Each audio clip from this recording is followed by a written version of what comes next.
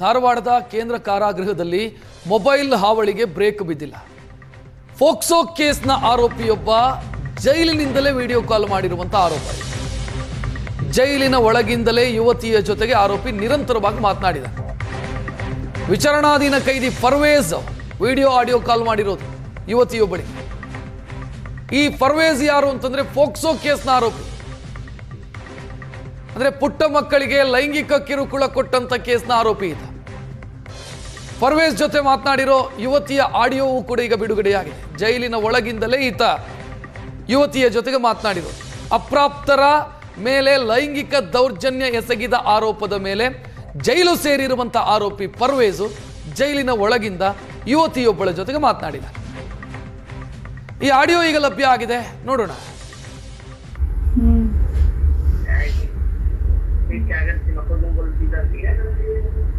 मुझे आता नहीं वो नोटिस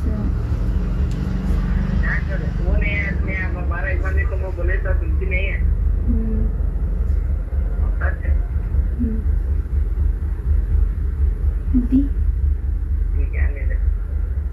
कितने बजे तक रहता है फोन? ये फोन कितने बजे तक रहता है? कितने बजे बोलती सकता? 6 बजे तक क्या है उसके साथ जब किसी मुझसे शादी कर ले 5 दिन में तुझे जरूरत है।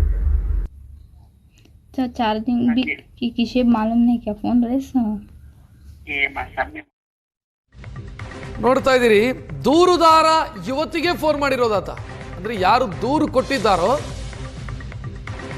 ಆಕೆಗೆ ಫೋನ್ ಮಾಡಿ ನಾನು ಹೇಳ್ದಂಗೆ ಕೋರ್ಟಲ್ಲಿ ಮಾತನಾಡ್ಬೇಕು ನೀನು ಅಂತ. ಇದ್ರ ಬೆನ್ನಿಗೆ ಶ್ರೀರಾಮ್ ಸೇನೆ ಮುಖ್ಯಸ್ಥ ಪ್ರಮೋದ್ ಮುತಾಲಿಕ್ ಜೈಲಾಧಿಕಾರಿಗಳ ಜೊತೆಗೆ ಮಾತಿನ ಚಕಮಕಿಯಾಗಿದೆ. ಅವ್ರ ಜೊತೆ ಪ್ರಮೋದ್ ಮುತಾಲಿಕ್ ಅವರು ಅಧಿಕಾರಿಗಳ ವಿರುದ್ಧ ಧಿಕ್ಕಾರಕ್ಕೋಗಿ ಪ್ರತಿಭಟನಾಕಾರರು ಆಕ್ರೋಶ ವ್ಯಕ್ತಪಡಿಸಿದ್ದಾರೆ. ಕಾರಾಗೃಹದೊಳಗೆ ಬಿಡಿ ನಮ್ಮನ್ನ ಅಂತ ಶ್ರೀರಾಮ್ ಸೇನೆಯ ಕಾರ್ಯಕರ್ತರು ಪಟ್ಟು ಹಿಡಿದರು.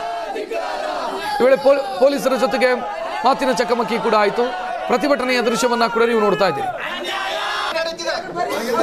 ಒಳಗ ಪೋಸ್ಟ್ ಮಾಡಿ ಬಂಧಿತನಾದ ಆರೋಪಿ ಜೈಲು ಕೈದಿಗಳಿಗೆ ಮೊಬೈಲ್ ಅವಕಾಶ ಕೊಟ್ಟಂತ ಅಧಿಕಾರಿಗಳಿಗೆ ಈ ಮೀಡಿಯಾದರ ಮುಂದೆ ಉತ್ತರ ಕೊಡ್ರಿ. ಒಳಗಡೆ ಬಿಡ್ರಿ, ಅವ್ರಿಗೆ ಚೆಕ್ ಮಾಡ್ಲೇಬೇಕಾರೆ ಗೊತ್ತಾಗ್ಲಿ, ಎಲ್ಲರಿಗೂ ಬಹಿರಂಗ ಆಗ್ಲಿ, ಇಡೀ ಸಮಾಜಕ್ಕೆ ಗೊತ್ತಾಗ್ಲಿ.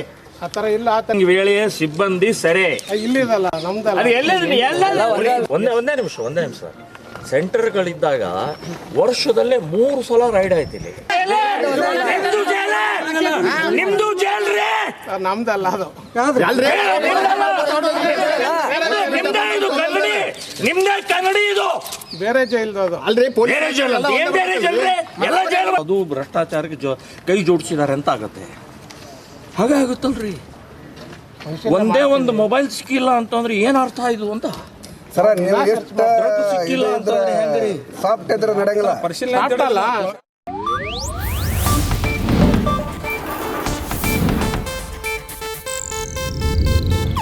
ಇದು ಏಷ್ಯಾನೆಟ್ ನ್ಯೂಸ್ ನೆಟ್ವರ್ಕ್ ಪ್ರಸ್ತುತಿ.